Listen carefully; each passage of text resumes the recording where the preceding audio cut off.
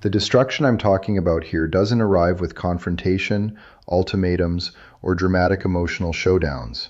It moves through the avoidant psychological architecture the way water moves through stone, not by force but by persistent, patient presence that finds every crack and widens it gradually until the structure can no longer hold its original shape. The superempath isn't trying to destroy anything, they're simply being themselves. And their authentic self happens to be the precise combination of qualities that avoidant ego architecture has no adequate defense against. What makes this destruction silent is that the superempath never announces it, never strategizes it, and often doesn't fully recognize it's happening. What makes it complete is that avoidant ego, once genuinely encountered by a superempath's authentic presence, cannot return to its previous intact state. The encounter leaves permanent marks regardless of what happens to the relationship. Here are the 5 signs it's happening, and why each one represents something far more significant than it appears on the surface. Sign 1. The avoidant keeps bringing up the superempath in conversations where they have no logical reason to appear. Avoidant ego maintains its stability partly through the management of how much mental and conversational real estate any single person occupies. They're the ones others think about constantly. That's the natural order of their relational world as their ego constructed it. They don't organize their mental world around specific individuals because doing so would reveal an investment that contradicts their carefully maintained identity as the less needing party. When this sign is present, the management is failing in a way that's visible to everyone except, initially, the avoidant themselves.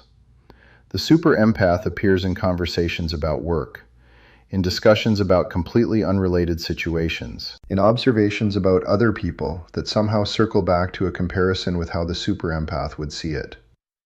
The avoidant references something the superempath said 2 weeks ago in a context that has nothing to do with anything they said.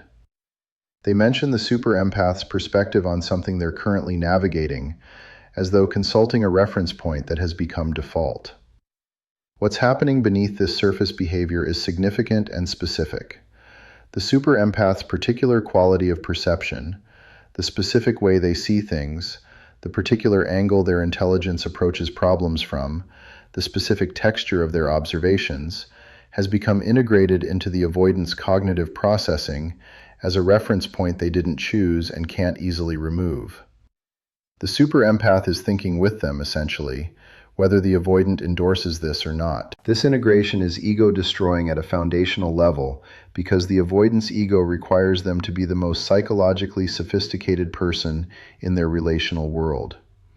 Their comfortable sense of superiority depends on others being people they can analyze, categorize, and file efficiently while remaining the uncategorized observer. The superempath's presence in their cognitive processing as an involuntary reference point means the superempath has been installed at a level that exceeds the observer position the avoidant's ego reserved for themselves. Their friends and the people around them notice this before the avoidant does. The pattern of the superempath's name appearing with a frequency and in contexts that don't match the casual importance the avoidant is claiming they have becomes visible from the outside when the avoidant's internal management still has them convinced they're maintaining appropriate neutrality. There's also a quality to how they reference the superempath that distinguishes this from ordinary relationship investment. They don't reference them with the specific warmth of someone who's infatuated or the specific frustration of someone who's activated.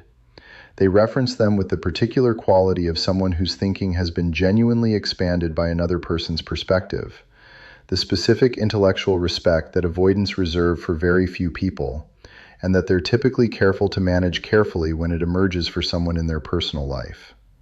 When this kind of referencing is happening consistently and involuntarily, the superempath has gotten inside the avoidant's mind in a way that the avoidant's ego was specifically designed to prevent. The destruction has begun. Sign 2. The avoidant's usual superiority positioning stops working, and they can't understand why. The cornerstone of avoidant ego is comparative positioning, the maintenance of themselves as the less invested, more self-sufficient, more emotionally evolved party in every relationship they inhabit. This isn't conscious arrogance, It's the structural requirement of a psychological architecture that maintains its stability through the specific comfort of being needed more than they need. Every strategy their system has developed, every relational move in their established playbook, every piece of relationship management that has reliably worked across their entire adult life, all of it was built on this positioning being available and stable. The superempath destabilizes this positioning, not through challenge but through existence. Their genuine self-possession, which is not performed independence but authentic completeness, removes the comparative reference point that the avoidance positioning requires. You cannot position yourself as less needing than someone who genuinely doesn't need your validation to feel okay about themselves. You cannot maintain superiority of self-sufficiency over someone whose self-sufficiency is more complete and more real than yours. The specific sign that this is happening is the quality of their attempts to restore the positioning when it keeps failing to maintain itself. They create distance. The superempath doesn't pursue. Their system expected pursuit. Pursuit would restore the familiar hierarchy. The absence of pursuit leaves them at the same level they were, without the confirming evidence that they're the less invested party. They offer selective attention, the specific kind that typically produces visible gratitude or relief in partners who need their approval. The superempath receives their attention with warmth, but without the specific desperate appreciation that would confirm the attention's superior value. The superempath seems genuinely pleased when they're present, and genuinely okay when they're not, which is an emotional configuration their system has no established response protocol for. They introduce mild provocations, the subtle kind their system has learned produce the specific anxious responses that reveal investment. The superempath doesn't respond anxiously. They respond with the specific centered quality of someone who doesn't have their emotional stability organized around the avoidance behavior, which is simultaneously reassuring and infuriating to a system that needs the anxious response to know where it stands. Each failed attempt at positioning produces a specific accumulation of confusion that their ego cannot comfortably absorb. They're not used to their moves not working. Their system is sophisticated, and their moves have worked reliably for decades. The superempath's genuine self-possession isn't even resisting the moves. It's just not responding to them in the ways that make the moves function as intended. This confusion generates what looks from the outside like increased intensity of interest, but what is internally the specific experience of a system that cannot locate itself in relation to someone in the usual ways. They can't figure out where they stand with the superempath, because the superempath stance doesn't reference them in the way everyone else's does. And not knowing where they stand with someone they're drawn to is one of the most acutely uncomfortable states avoidant ego can be in. The irritability that appears in this stage is particularly telling. People the avoidant is genuinely superior to in their own estimation don't produce irritability. People they manage easily from a comfortable distance don't produce irritability. The specific irritability that emerges around the superempath's self-possession, the particular quality of annoyance at the superempath's apparent comfort in their own skin, is the ego's distress signal. The infrastructure is being challenged, and the challenge is generating the emotional equivalent of an alarm. Sign 3. The avoidant starts defending themselves without being attacked. This sign is the one I find most diagnostically precise, because it reveals the internal landscape of what's happening in ways that aren't visible anywhere else. The superempath isn't attacking the avoidant. This is important to be clear about. They're not criticizing, confronting, calling out patterns, or making accusations about their character or behavior. The superempath's characteristic quality of genuine, non-judgmental seeing doesn't include the agenda-driven perception that would constitute attack. But the avoidant keeps defending themselves anyway. They explain their choices when explanations weren't requested. They provide context for behavior the superempath didn't question. They justify their emotional patterns in conversations where those patterns weren't under examination.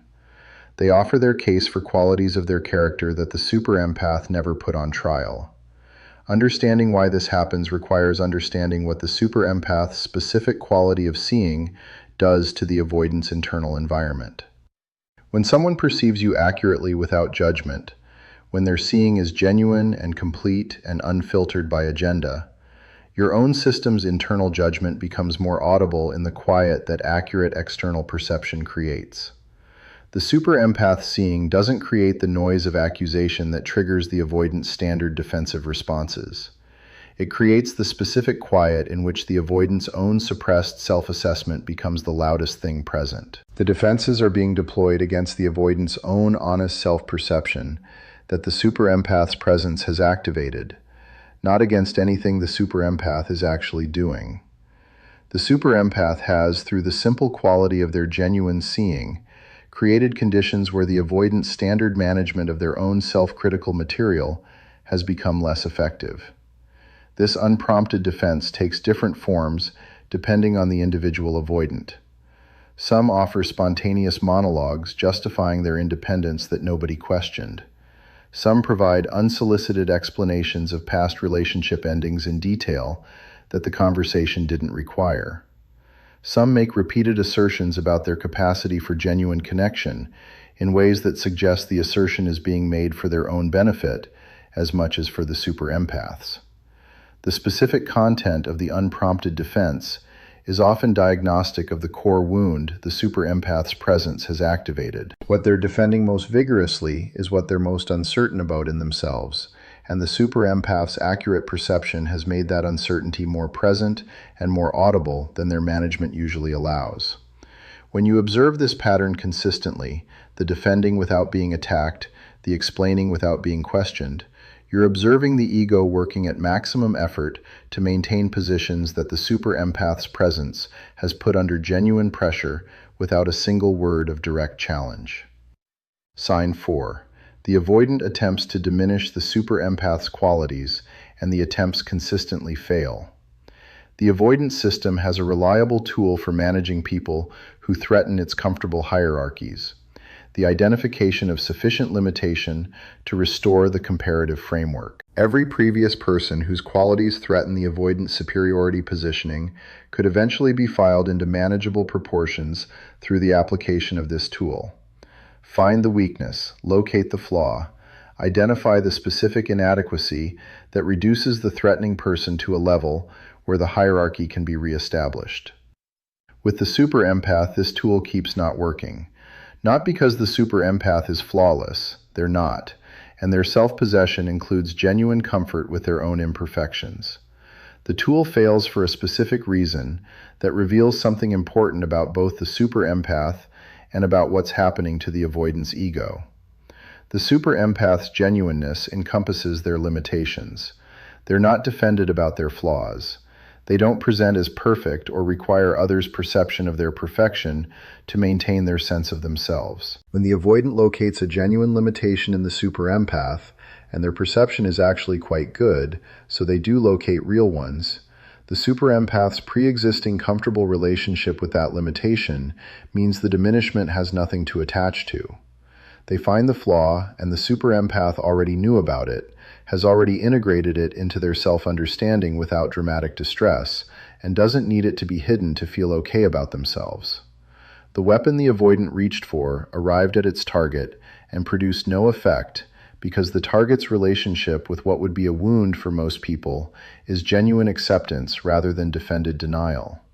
This failure of diminishment produces a specific and revealing cascade. The avoidant makes a critical observation about the superempath. The critical observation is accurate. Their perception is good enough that inaccurate criticism would be apparent to them immediately. The critical observation is received by the superempath with the specific quality of genuine consideration, rather than defensiveness or devastation. And the avoidant finds, to their confusion, that the accurate observation they made has somehow increased their interest in the superempath, rather than reducing it. The humanity they were trying to use to reduce the superempath to ordinary has instead made the superempath more specifically real. The flaw they identified has revealed depth rather than limitation. The attempted diminishment has converted into something that functions more like genuine appreciation for someone whose relationship with their own imperfection is more authentic than anyone the avoidant has previously encountered. This failed diminishment pattern is observable in how their language about the superempath evolves. Initial critical observations gradually develop qualifying tales that undermine their diminishing intent. Sentences that begin with critique end somewhere that sounds considerably more like regard. The attempted reduction keeps generating its opposite. The ego registers this failure acutely because the diminishment tool has been one of its most reliable resources for maintaining the hierarchy its stability depends on. A person whose genuine qualities exceed the tool's capacity to reduce is a specific category of threat that the ego's architecture wasn't designed to manage. Sign 5. The avoidant becomes unusually and involuntarily honest in the superempath's presence. The avoidant's management of information about themselves is typically one of their most precisely calibrated capacities. They share what serves the preferred presentation. They protect what doesn't. The calibration runs so deep that it operates below conscious decision. Their system filters in real time, continuously and automatically, ensuring that what emerges in their communications with others is the strategically chosen version rather than the unfiltered reality. In the superempath's presence, this calibration system malfunctions with remarkable regularity. Things emerge that they didn't plan to share. Authentic reactions appear before the filtering catches them. Genuine opinions surface where managed responses were intended. Feelings they've been successfully routing away from consciousness arrive in their expressed words before their system's editorial function intercepts them. The superempath doesn't extract this information through skillful questioning or calculated vulnerability creation. They create the conditions for its emergence through the specific quality of their presence, the particular atmosphere their genuine, non-judgmental seeing generates. Their system's threat assessment for the superempath keeps returning lower than usual readings because the specific threats their management was built to protect against, judgment, exploitation, reactive response that requires their management, are simply not present in how the superempath receives them. When the threat assessment is lower, the vigilance is lower. When the vigilance is lower, the filtering is less constant. When the filtering is less constant, authentic material emerges that the management would normally prevent. The specific things that emerge in these moments are consistently the things the avoidance ego was most invested in protecting. Their genuine uncertainty about their own worth, their actual loneliness beneath the performed independence, their specific fears about genuine connection, their real feelings about the superempath that their management was working hard to keep below the threshold of conscious expression. The most revealing aspect of this sign is what happens after the involuntary disclosure. Avoidants who accidentally reveal more than intended with people they don't deeply trust initiate immediate retroactive management. They take it back, minimize it, establish distance from what was said, create the impression that the disclosure was anomalous rather than revelatory. With the superempath, this retroactive management keeps failing to initiate or initiate completely. They notice they've said something they don't typically say. They register that the threshold of their usual management has been crossed. And then they leave it. They don't take it back. They don't immediately establish distance from what was revealed. They allow what emerged to stand as the real thing it was. This allowing, this specific choice or inability to choose to retract what was genuinely expressed, is the most significant element of this sign because it reveals what the superempath's presence has done to the avoidance relationship with their own genuine self. The management of presentation that served the ego's protective function has been reduced sufficiently that genuine self-expression is being permitted to stand without immediate correction. When genuine self-expression is permitted to stand in someone whose entire psychology was built around its prevention, something fundamental has changed. Not permanently, not without the defensive system continuing to operate and reassert, but changed enough that the person experiencing it begins to have a different relationship with their own authentic reality than the one their ego had been maintaining. What these 5 signs mean together. Each of these 5 signs is significant individually. Together, they describe something more comprehensive than 5 separate challenges to avoidant ego stability. They describe the systematic removal of every structural support the avoidance ego depends on for its maintenance. The ego required being the primary occupant of others' mental real estate, Sign 1 shows the superempath has become the primary occupant of theirs. The ego required superiority positioning as its foundational stability mechanism. Sign 2 shows that positioning has been removed by the superempath's genuine self-possession. The ego required suppression of honest self-assessment. Sign 3 shows that suppression has become less effective in the superempath's presence. The ego required the reliable availability of diminishment as a management tool. Sign 4 shows that tool has lost its function. The ego required control of information output about the authentic self. Sign 5 shows that control has been compromised at the level of automatic management. When all 5 are present simultaneously, the ego isn't being challenged. It's being comprehensively undermined at every point of support simultaneously. What remains when these supports are removed isn't devastation or psychological collapse. What remains is closer to the avoidant's actual self, the person who existed before the ego's compensatory architecture was built, the authentic human being whose genuine needs and genuine capacity for connection were organized into the defended structure as the alternative to feeling them directly. The superempath's presence creates conditions where this authentic self becomes more present and more accessible than it's been since the defensive architecture was constructed. Not because the superempath is trying to access it, their seeing reaches it naturally, without effort, because genuine seeing goes where the person actually is, rather than where they're presenting from. The quality of destruction that doesn't destroy. It's worth being precise about what exactly is being destroyed when a superempath is silently dismantling avoidant ego, because imprecision here leads to misunderstanding what this dynamic actually means and what it actually produces. The ego being destroyed is not the avoidant's personality, their individuality, their genuine strengths, or their authentic character. It is specifically the compensatory structure, the elaborate architectural addition to their genuine self that was built to manage the specific vulnerability of genuine need when genuine need seemed dangerous. The avoidant has genuine intelligence, genuine depth, genuine capacity for perception and analysis and engagement with complex ideas, genuine warmth that their managed presentations allow to appear carefully and occasionally, genuine love that exists beneath the defensive routing away from its full expression. None of this is being destroyed. All of this is being freed by the removal of the structure that was using its resources in service of management. What's being destroyed is specifically the part that needed comparative superiority to feel stable, that needed others' lesser position to maintain its own elevation, that needed the management of genuine expression to prevent the specific vulnerability of being authentically known. This part was never the avoidant. It was what the avoidant built when their genuine self seemed too dangerous to simply be.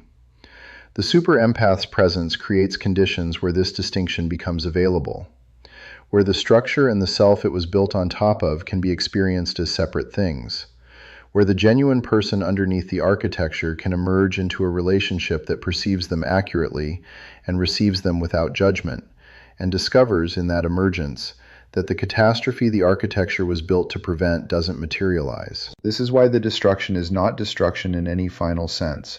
It's more accurately a dissolution of what was never the real thing, in conditions that make the real thing's emergence possible.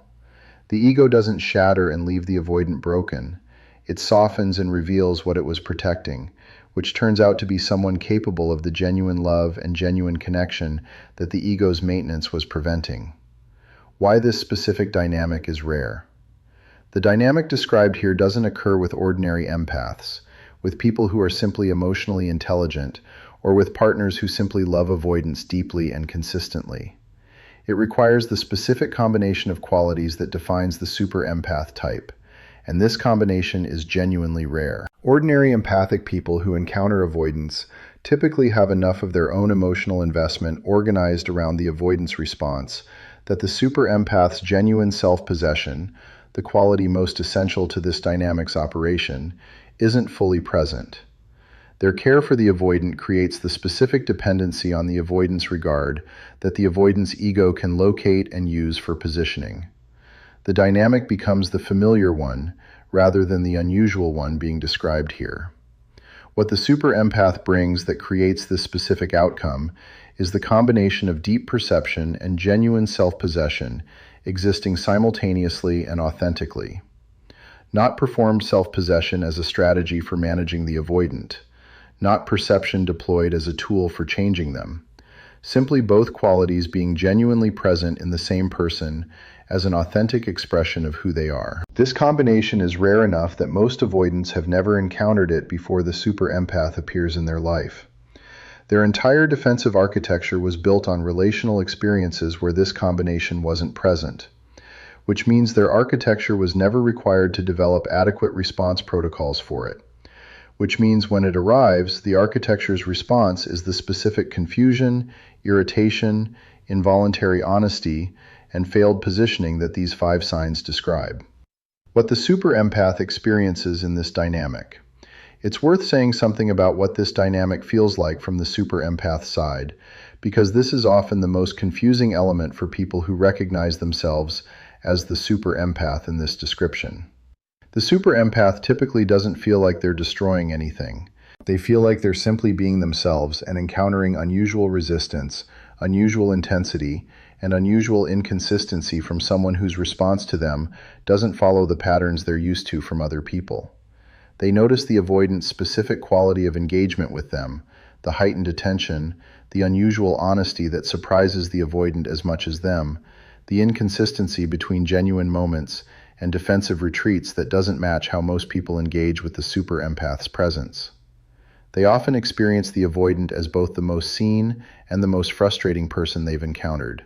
The most seen because the avoidant's genuine depth is visible to the superempath's perception. The most frustrating because the avoidant's management of that depth keeps producing the specific behavior that the superempath's genuine self-possession won't organize itself around managing. The superempath's most important understanding in this dynamic is that the destruction they're creating isn't their responsibility to complete, manage, or wait for. Their presence has initiated something in the avoidant's psychology. Whether that something develops into genuine transformation or remains as a significant disruption that the avoidance system eventually partially manages around is not determined by anything the superempath does or doesn't do. It's determined by the avoidant's own engagement with what the superempath's presence has activated. The superempath's genuine self-possession means they can hold this understanding without it becoming a project or a waiting.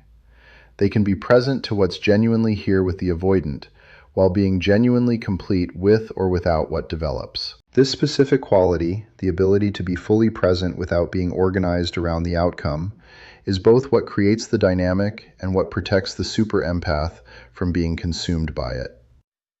The permanent mark. The final thing worth understanding about this dynamic is what it leaves behind regardless of what happens to the relationship. Avoidants who encounter a superempath whose presence creates all 5 of these signs are not the same afterward. Not transformed necessarily, not healed automatically, not suddenly capable of the emotional availability their patterns have prevented, but permanently marked by the specific experience of having their ego's foundations encountered by something they had no defense against. They carry the specific knowledge of having been genuinely seen. The experience of someone perceiving them at the level of their authentic self rather than their managed presentation, and receiving what they saw without judgment, without agenda, without the specific threat their architecture was built to prevent, creates a reference point that exists in their psychology independently of whether the relationship continues. They carry the specific experience of their superiority positioning failing to stabilize them. Having encountered genuine self-possession that exceeded their own, their ego's comfortable resting in comparative superiority is less immediately available. The comparison has been made. The result has been registered. The architecture knows it lost that comparison in ways it cannot fully unregister. They carry the specific memory of being involuntarily honest and having the honesty survive without catastrophe. The catastrophe their management was preventing from occurring, being genuinely known and having genuine knowledge produce rejection or exploitation, or the specific pain that made management necessary in the first place, didn't occur when the superempath received their unguarded truth. The experience of this non-catastrophe is available in their psychological history in a way it wasn't before the superempath appeared. These 5 signs describe avoidant ego architecture encountering the one thing it was never designed to manage, a person whose authentic presence makes every management strategy redundant. The destruction is silent because it requires no attack. It requires only the sustained presence of someone who sees clearly, needs nothing from the seeing, and simply remains genuinely themselves, regardless of what the avoidance ego keeps trying to do about it.